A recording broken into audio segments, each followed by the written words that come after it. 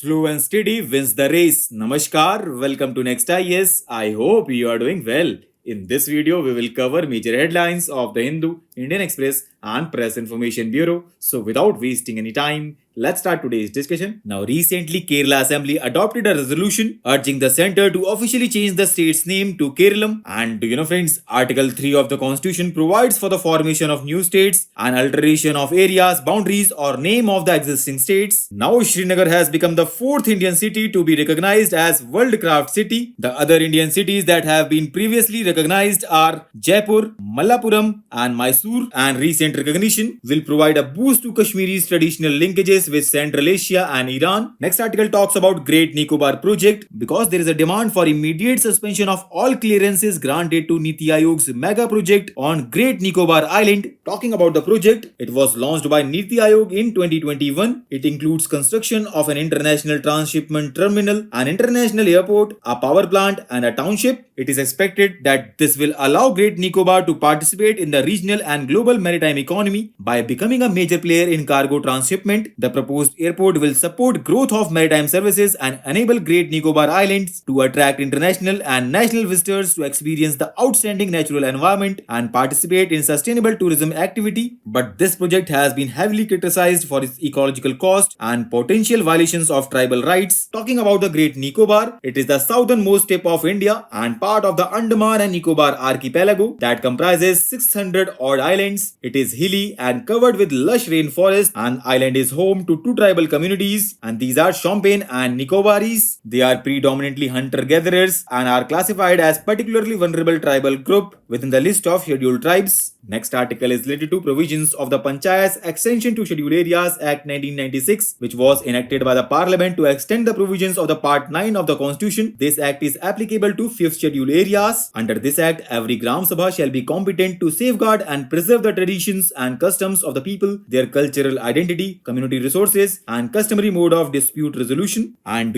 friends, under 5th schedule of the Constitution, regions with predominantly tribal populations are categorized as scheduled areas. They are declared by the President, and as of now, following 10 states have been designated 5th scheduled areas, and these are Andhra Pradesh, Telangana, Chhattisgarh, Gujarat, Himachal Pradesh, Jharkhand, Madhya Pradesh, Maharashtra, Odisha, and Rajasthan. Now, India and Pakistan delegations reached Jammu and Kashmir to inspect power projects under Indus Water Treaty, which was signed in 1960. After 9 years of negotiations between India and Pakistan with the help of World Bank, and under this treaty, India has full rights over 3 eastern rivers of Ravi, Beas, and Satluj, and Pakistan was granted rights over 3 western rivers of Indus, Jhelum, and Chenab. However, India is allowed a limited use of the western rivers for domestic, non-consumptive, and agricultural purposes. At the same time, the project also permits Pakistan to object to any Indian design on projects that do not meet the criteria. Now, central government has notified amended rules to allow women government employees to take 180 days of maternity leave in case they have children through surrogacy. The government has also allowed commissioning mother, childcare leave, and commissioning father paternity leave of 15 days. And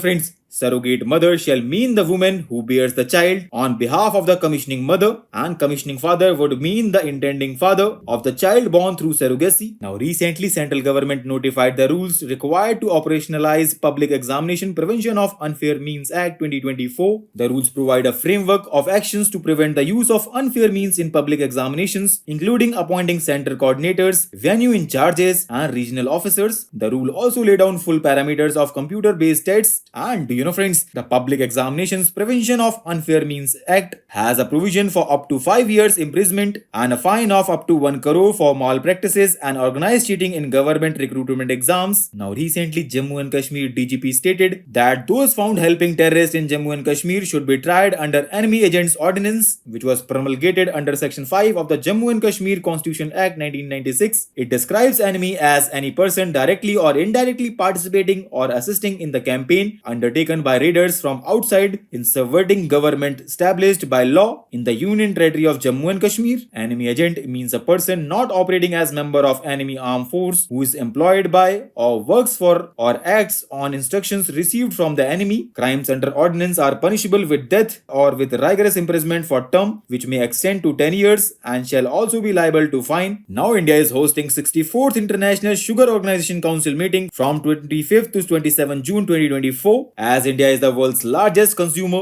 and second largest producer of sugar, the Council nominated India as the chair of the organization for 2024. Talking about International Sugar Organization, it is the UN affiliated body having headquartered at London. It has about 85 countries as member covering almost 90% of the sugar production in the world. It is mandated to bring major sugar producing, consuming and trading nations together to bring mutual understanding and progressive approach in dealing with issues pertaining to the sugar sector. It has also been working on biofuels, especially ethanol, as sugarcane is the second major feedstock for ethanol production in the world. Now recently, Health Minister launched the National Stop Diarrhea Campaign 2024, which is aimed to attain zero child deaths due to childhood diarrhea. This campaign focuses on strengthening health infrastructure, improving access to clean water and sanitation, enhancing nutritional programs, and promoting hygiene education. And according to recent UN Women Global data, 113 countries have never had female heads of the state or government. Only 23% of ministerial positions are held by women, and in 141 countries, women make up less than third of the cabinet ministers as of January 2024, and 7 countries have no women represented in their cabinets at all. So with this, let's conclude today's discussion. Thanks for listening, and for regular updates, you can follow us on various social media platforms.